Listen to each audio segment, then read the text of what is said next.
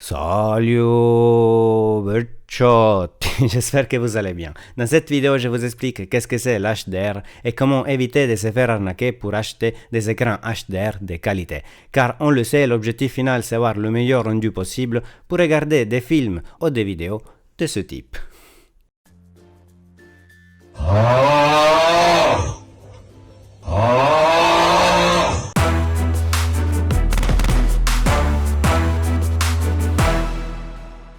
Déjà, qu'est-ce que c'est le HDR? HDR, ça veut dire High Dynamic Range ou Grande Plage Dynamique en français. Vous me direz de quoi? De la différence entre la couleur noire la plus noire et la blanche plus blanche que votre écran peut reproduire. Et ça permet d'avoir des images plus colorées, plus lumineuses et plus réalistes. Attention, il faut déjà faire une distinction entre l'HDR qu'on retrouve dans les photos et celui-là de vos écrans télé ou gamer. L'HDR dans la photographie, c'est une technique qui permet de mettre en évidence les zones plus sombres et plus claires d'une image en faisant une reconstruction de plusieurs images acquises à différentes expositions.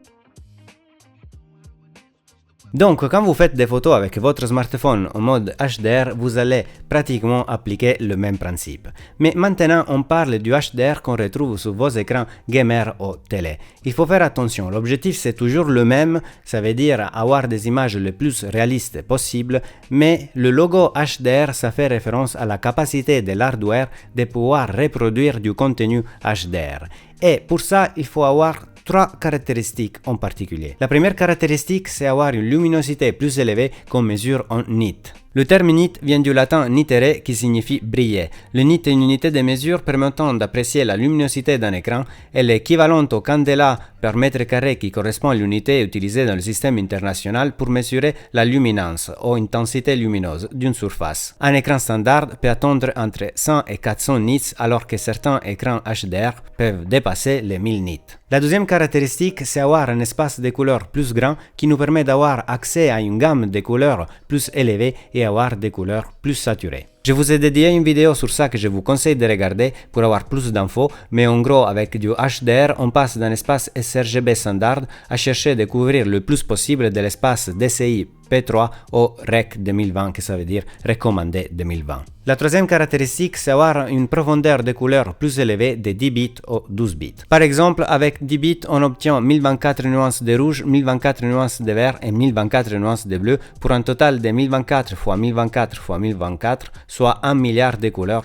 contre les 16 millions par exemple d'une profondeur de 8 bits. Si ces trois caractéristiques ne sont pas respectées, vous n'avez peut-être pas un écran certifié HDR. Mais ça veut dire quoi avoir un écran certifié HDR? Déjà, il faut savoir qu'il n'y a pas un standard unique HDR et qu'à cause de ça, c'est un peu un bordel. Mais je vais essayer de vous expliquer les différents standards et certifications. Et je commence par l'HDR 10. Si vous allez dans un magasin pour acheter la télé la moins chère HDR, vous trouvez sûrement le logo HDR 10, que ça représente un standard libre des droits qui impose une profondeur de couleur de 10 bits dans l'espace de couleurs REC 2020. Et maintenant, vous savez ce que ça veut dire. Le problème est que dans ces standards, on ne retrouve pas une notion de luminosité. On ne sait pas combien de nits on a besoin pour afficher correctement le contenu HDR. De plus, cet standard impose des métadonnées statiques, que ça veut dire qu'on utilise un seul niveau de luminosité pendant toute la durée d'un film ou d'une vidéo. En fait, on retrouve dans ces données les valeurs plus sombres et plus claires du film et après, à partir de là, l'écran s'adapte pour nous donner le meilleur rendu HDR. On retrouve après le standard de Dolby Vision développé justement par Dolby, que ce n'est pas un standard libre des droits parce que chaque fois qu'on veut l'utiliser, il faut payer des droits à Dolby. De plus, il impose une profondeur de couleur de 10 bits, mais surtout une notion de luminance, un écran doit avoir minimum 1000 nits de luminance pour avoir ces standards. Et surtout, il utilise des métadonnées dynamiques. Ça veut dire que l'écran change le niveau de luminosité image par image pour avoir le meilleur rendu HDR pour chaque image d'un film ou d'une vidéo. Au contraire du HDR10 où les métadonnées sont statiques et du coup on utilise un seul niveau de luminosité pour toute la durée du film. Donc entre le Dolby Vision et l'HDR10, c'est le jour et la nuit. Mais il faut savoir que comme le Dolby Vision c'est un standard où il faut payer les droits Dolby, Samsung a décidé de créer son propre standard HDR10 Plus, que c'est pratiquement le HDR10 avec la possibilité de gérer des métadonnées dynamiques. Je suis en train de simplifier, mais il faut le penser comme une évolution de l'HDR10. On retrouve aussi le HLG ou Hybrid Log Gamma, c'est un standard libre de droits qui permet de combiner les images SDR et HDR dans un seul flux vidéo pour en simplifier la transmission. Je fais un exemple au hasard, imaginez-vous que M6 doit envoyer des images en HDR pour les écrans HDR et des images SDR pour les écrans qui ne sont pas HDR. Au lieu d'envoyer deux signaux séparés, il peut envoyer un seul signal qui combine les deux avec le standard HLG. Et du coup, c'est beaucoup plus simple parce que c'est à l'écran de décider quoi faire. Si vous avez un écran HDR, ça va afficher le contenu HDR. Si vous n'avez pas un écran HDR, vous allez voir le contenu standard. Voici une partie des standards HDR les plus utilisés. Il y a d'autres variantes, mais je ne vais pas en parler, sinon je vais trop allonger la vidéo. Je préfère vous parler de la certification VESA HDR 400, 500, 600, 1000 et 1400 qu'on retrouve surtout sur les écrans gamer. On retrouve sur le site displayhdr.org le critère pour avoir une certification VESA. Vous trouvez le lien de ce site dans la description. Par exemple, pour un écran HDR 400, il faut avoir un niveau minimum de luminance de 400 nits au candela au mètre carré et de 320 nits pour un test de longue durée en plein écran. De plus, on retrouve le niveau de noir, l'active dimming, que c'est la capacité de l'écran d'éteindre certains LED pour avoir des noirs plus noirs, le color gamut ou l'espace des couleurs. On voit par exemple que l'HDR 400 n'arrive pas dans l'espace DCI P3 alors que par exemple l'HDR 500 ou 600 doit attendre le 90% de l'espace DCI P3. De plus, on retrouve la profondeur de couleur minimale doit être 10 bits pour toutes les certifications et d'autres caractéristiques. Ce que vous devez retenir, c'est que plus élevée est la certification, meilleure sera la qualité de l'écran HDR. Par exemple, si vous avez une certification HDR 1000, c'est sûrement meilleur du 600 au 500.